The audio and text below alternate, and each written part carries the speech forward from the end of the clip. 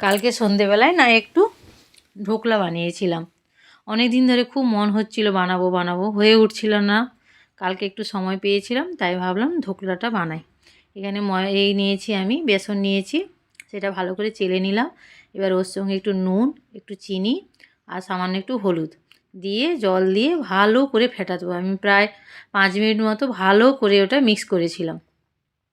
Mix করে খুব পাতলাও হবে না, যেরকম আমরা পকোড়ি, যেমন পকোড়ি বা বেগুনি যেগুলো আমরা বানাই সেরকমই প্রায় ব্যাটারটা হবে। পাতলাও হবে না আর মোটাও হবে না। এই যে হয়ে গেছে ঢোকলাটা। আমি প্রথম যখন আমি ঢোকলা খেয়েছিলাম সেটা হলো আমি কলকাতাতে, যখন কলকাতায় ছিলাম। কলকাতাতে আমি গড়িয়া স্টেশনে থাকতাম, ওখানে একটা দোকানে খুব সুন্দর ঢোকলা বানাতো, এত সুন্দর ঢোকলা। আমি প্রথম ঢোকলা ওখানেই খেয়েছিলাম, মানে এত সুন্দর সে, তার টেস্ট আমার এখনও মুখে লেগে আছে। সেই থেকেই আমি নিজে ঢোকলা বানানোটা ফোন দেখে, ইউটিউব দেখে দেখে শিখেছি।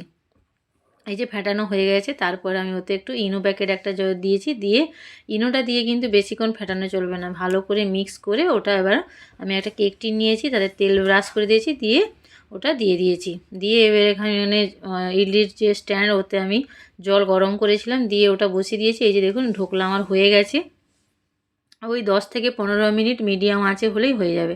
তারপরে যে কড়াইতে একটু তেল নিয়েছি, তাতে কালো সরষা, কারি পাতা, কাঁচা লঙ্কা এগুলো দিলাম, দিয়ে হাফ গ্লাস মতো জল দিয়ে এবার ওটা ফুটে গেলে একটু নুন দিব আর 2 চামচ মতো চিনি, ব্যাস ওর তড়কাটা রেডি। এটা দিলেই খুব সুন্দর টেস্ট হয়ে যায়। এই দেখো কত সহজে ঢোকলাটা বেরিয়ে যাচ্ছে, আর এত সুন্দর, এত নরম হয়েছিল ঢোকলাটা, মানে আমি নিজে বানিয়েও নিজেই সারপ্রাইজ হয়ে গেছি এরকম এত সুন্দর হয়েছিল।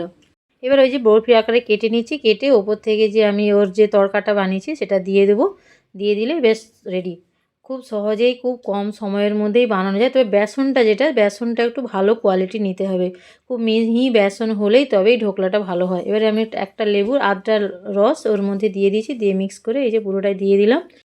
তোমরাও পারলে বাড়িতে খুব সহজে এরকম নরম তুলতুলে ঢোকলা বানাতে পারবে।